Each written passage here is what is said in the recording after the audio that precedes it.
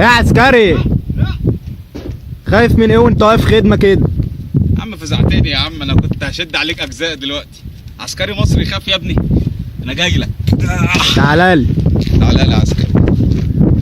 اقعد يا ابني كده. عينيا حاضر. وقول لي سؤالك تاني. خايف بقى من ايه وانت واقف خدمه كده؟ اقرا بس هنا كده هتلاقي الجيش المصري يا ابني. مفيش تم. عسكري في الجيش المصري بيخاف.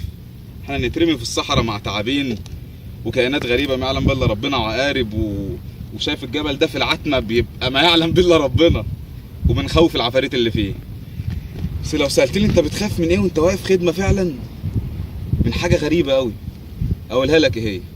مش خايف من الجبل عز الظهر والرمل بيطلع شرر، مش خايف من الجبل عز العتمه في ليله ملهاش قمر، واحنا في الليل مش بنشوف ايدينا على فكره. يبقى مش خايف من الجبل عز الظهر والرمل بيطلع شرر، مش خايف من الجبل عز العتمه في ليله ملهاش قمر، ولا انفجار يفزع نومي او رصاص ارهاب وقت السهر. مش هلومك يا وطن، حرمتني دفنة ابويا عشان احميك من الخطر. مش هلومك يا وطن، حرمتني دفنة ابويا عشان احميك من الخطر. واخر ذكرياتي معاه وداعه وانا نازل الجيش بعزة منتصر. وايامه الاخيرة حرمتني 10 ساعات اجازة.